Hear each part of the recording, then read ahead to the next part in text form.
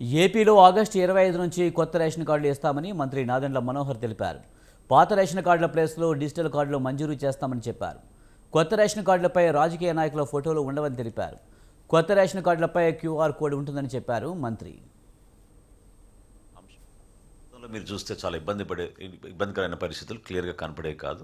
Card నంబర్ని కూడా size పెంచి చాలా క్లియర్గా ఇక్కడ కనపడే విధంగా ఆ మార్పు తీసుకొచ్చాం. క్యూఆర్ కోడ్ తీసుకొచ్చాం మొట్టమొదటిసారి. అది ఆ సెక్యూరిటీ ఫీచర్ క్యూఆర్ కోడ్ ద్వారా డైనమిక్ కీ రిజిస్టర్ తోటి అనుసంధానమై ఎప్పటికప్పుడు మాకు అనుక్షణం ట్రాన్సాక్షన్ జరగగానే మాకు నమోదయ్యేటట్టు మా సెంట్రల్ ఆఫీస్లో ఈ కార్యక్రమం తీసుకొస్తున్నాం. ఇంకా ముఖ్యమైన అంశం ఈ రైస్ కార్డులో రాష్ట్ర వ్యాప్తంగా ఇంతకుముందు మీకు చెప్పిన 4,29,79,897 మందికి ఉచితంగా ఇస్తాం ఈ కార్డ్స్. అంటే 1,45,97,000 కుటుంబాలకి ఈ కార్డ్స్ మేము ఉచితంగా పంపిణీ చేయబోతున్నాం. ఆగస్టు 25వ తారీఖు నుంచి ఈ ప్రక్రియ ప్రారంభమవుతుంది.